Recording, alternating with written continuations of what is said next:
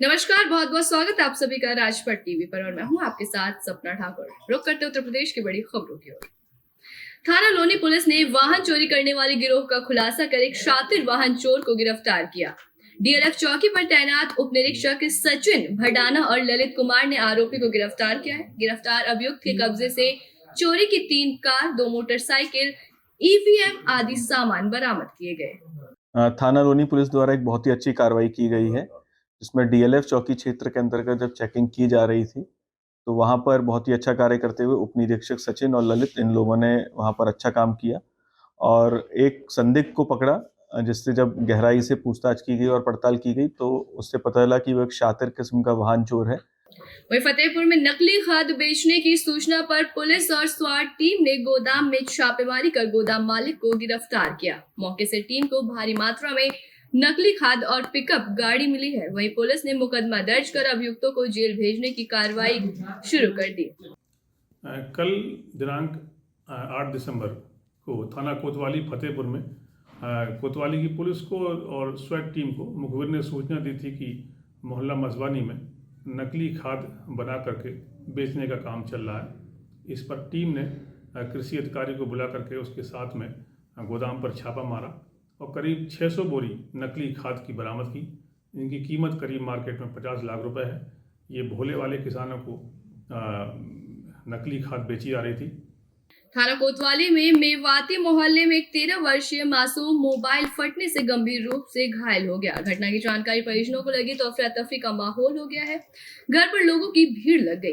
पिता ने जानकारी देते हुए बताया कि उनका बच्चा घर में मोबाइल में गेम खेल रहा था, तभी अचानक कमरे में तेजी से कुछ धमाके जैसी आवाज आई। जब जाकर देखा तो मासूम घायल अवस्था में बेड पर पड़ा मिला। डॉक्टर टिकेंद्र प्रताप सिंह, मैं यहाँ पे ईएमओ हूँ, इमरजेंसी डॉक्टर। डॉक्टर साहब, ये क्या घटना हुई है? ये मोबाइल ये बच्चे को लेके आए हैं, बच्चा जला हुआ है पूरा एक हार्ट साइड से, ठीक है, और उसके लिए अल्ट्रासाउंड भी लिखा है हमने। अब अंदर पता लगेगा कि कितनी इंजरी है।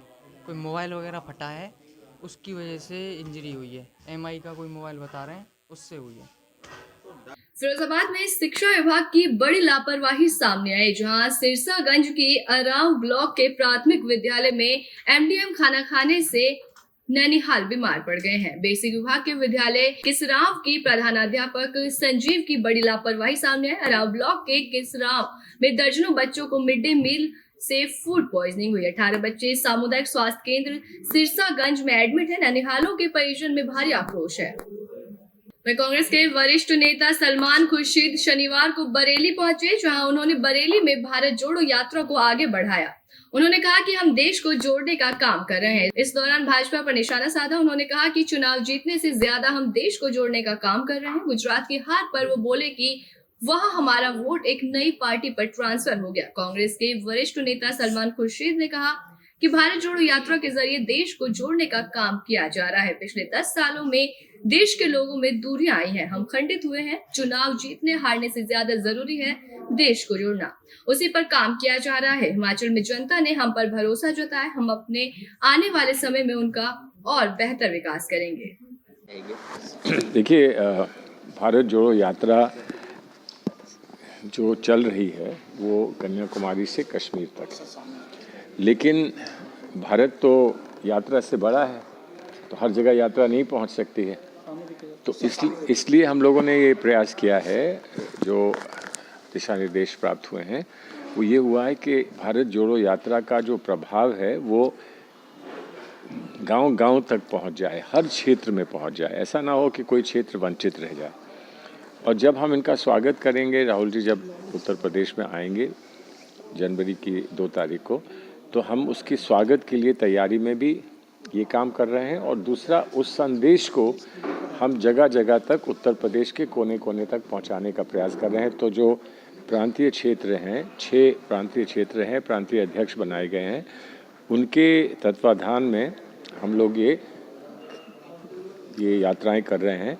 और ये यात्राएं 20 और 22 तारीख तक हम लोग समाप्त कर लेंगे। उसके बाद जो समय होगा हमारे पास, वो फिर हम पश्चिम उत्तर प्रदेश में, जहाँ से वो यात्रा, भारत जोड़ो यात्रा जो मुख्य यात्रा गुजरेगी, उसकी तैयारी करेंगे। हिमाचल में कांग्रेस मथुरा के थाना गोवर्धन पुलिस को बड़ी सफलता हाथ लगी है। पुलिस ने जाल बिछाकर विभिन्न माध्यमों से लोगों के साथ ठगी करने वाले 4 साइबर ठगों को दबोच लिया।